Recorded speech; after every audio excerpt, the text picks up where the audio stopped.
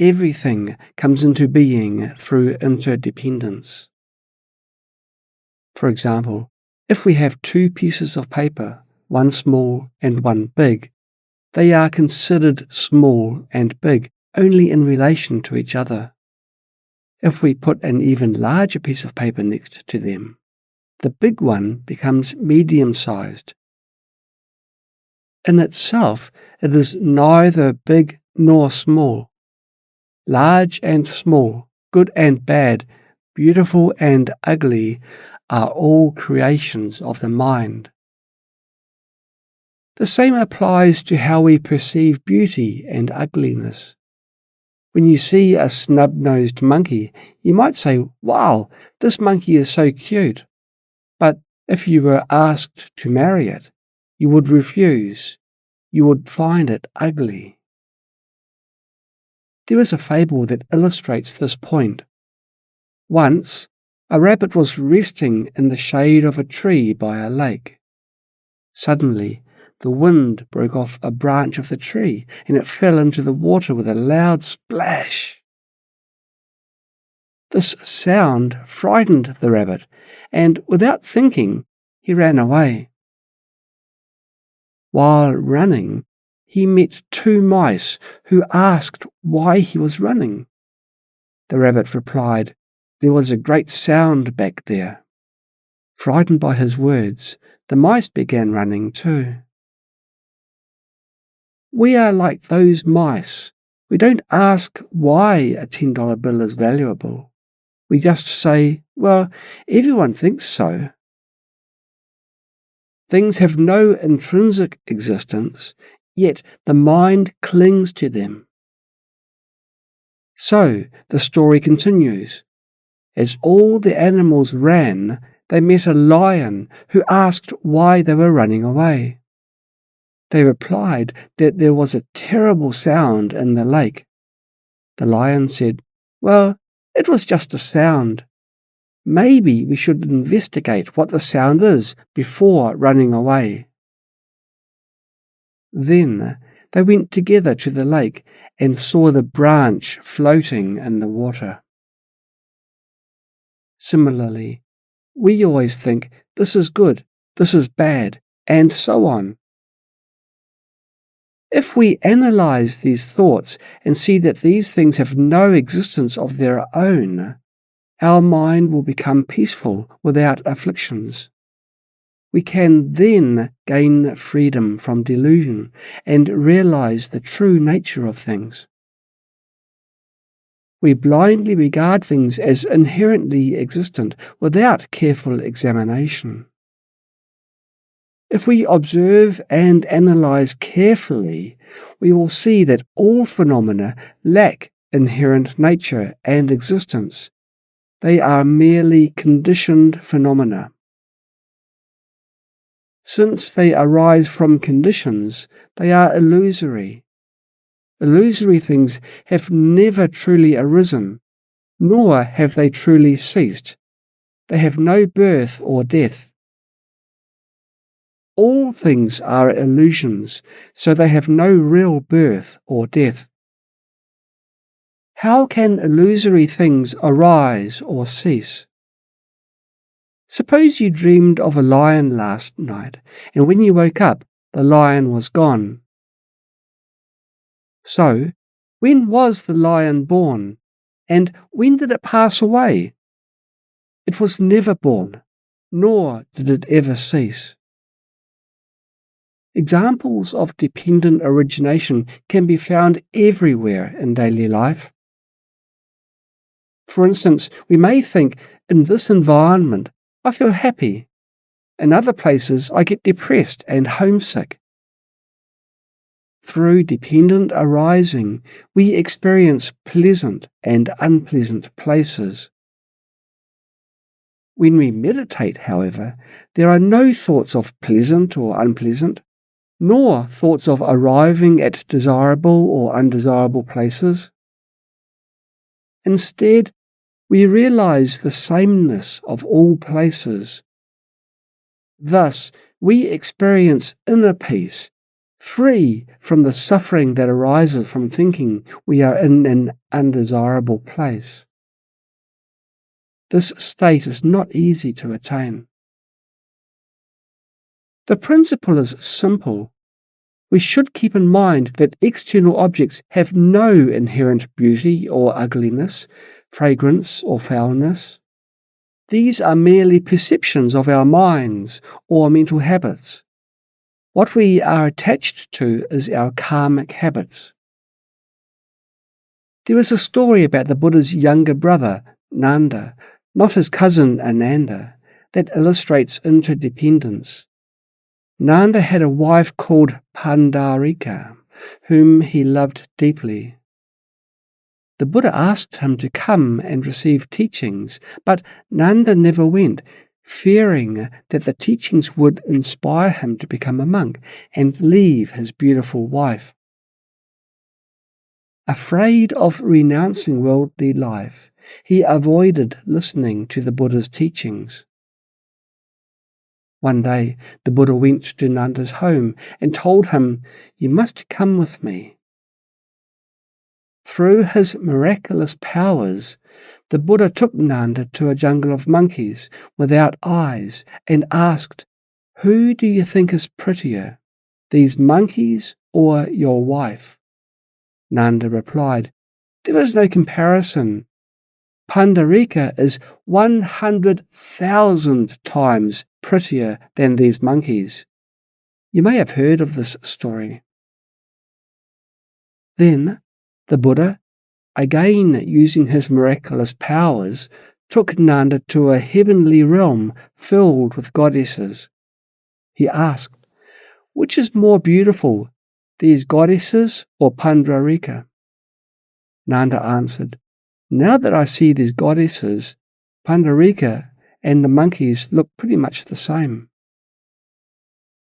This story illustrates how interdependence makes some things look pretty and others look ugly. Objects are merely creations of the mind or mental concepts. Everything is relative.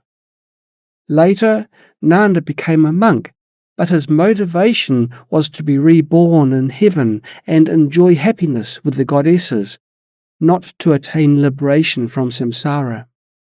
Hence, the Buddha asked the other disciples not to associate with him.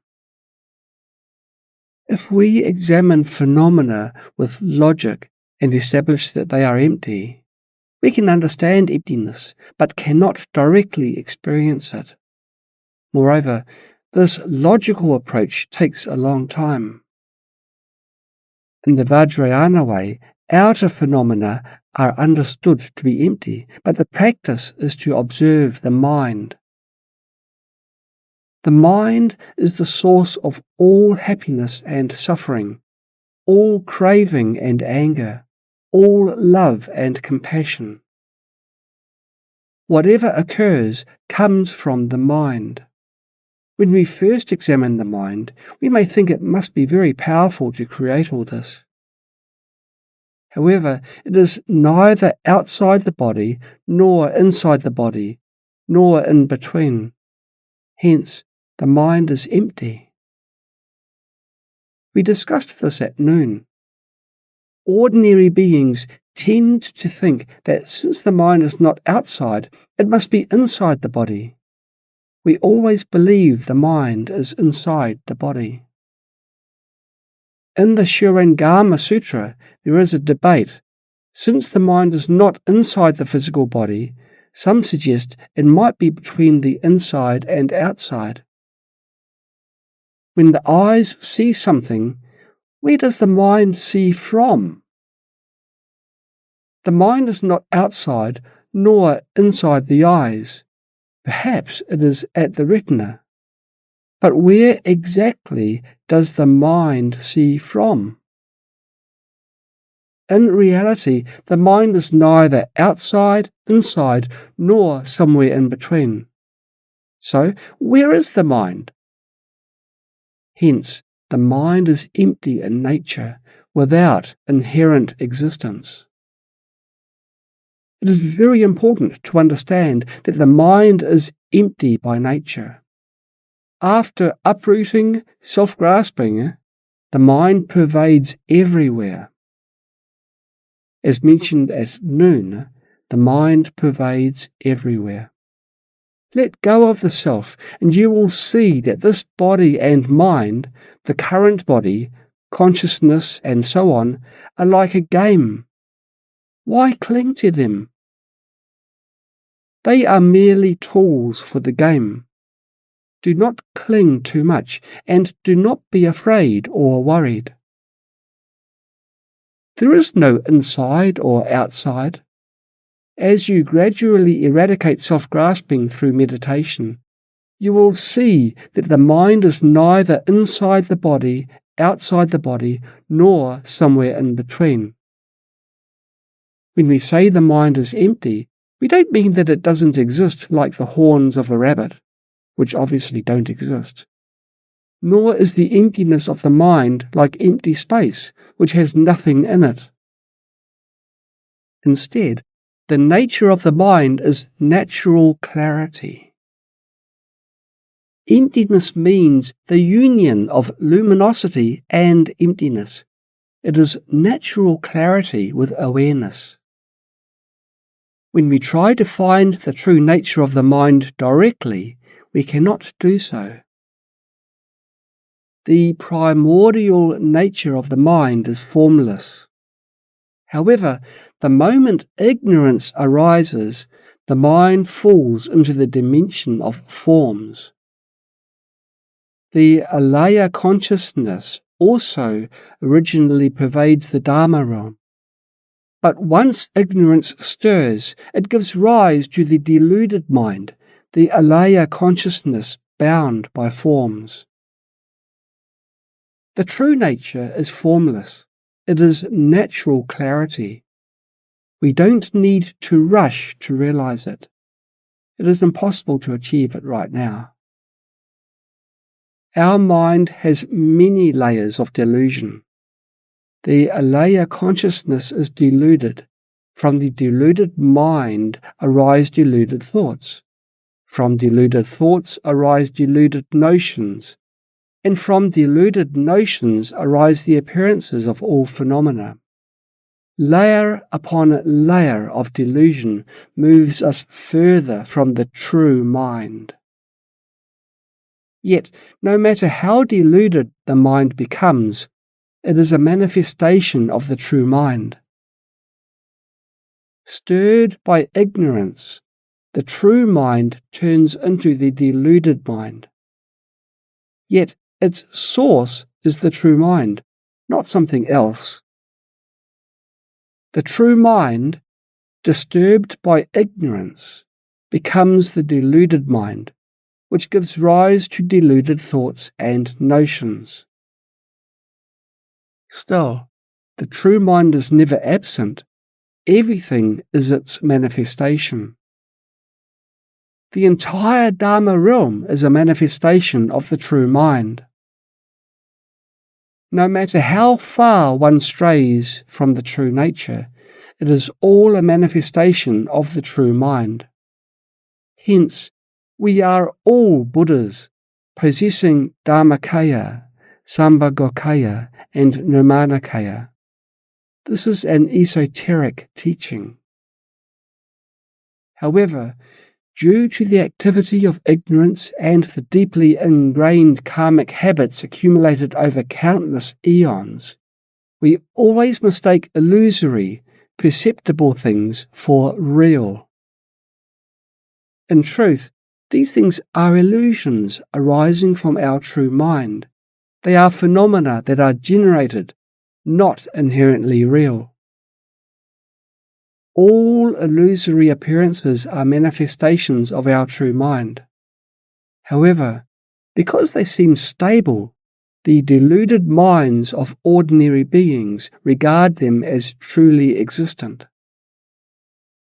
In reality, phenomena are illusions that arise and cease in every moment. Yet beings regard them as real. adding layer upon layer of delusion and moving further from the true mind. This gives rise to countless afflictions and suffering. Well, I was giving some definitive teachings. If you can understand and apply them, that would be excellent. Why do I share such teachings? Though you may not be able to use them, grasping a bit can eliminate many afflictions and cognitive obscurations. At the very least, you can open your mind significantly. Although the path ahead is long and unseen, we may not reach the distant destination in this very life. Knowing the ultimate path and direction brings peace and a sense of security to the mind. When we know how the path unfolds, our journey becomes easier, though it may be difficult now. At the beginning of practice, there are numerous obstacles and various challenges, but as we progress, the path becomes clearer, brighter, and smoother. So, it is meaningful to share a little of these teachings with you. Otherwise, I would not mention them. May this bring you some comfort and encouragement.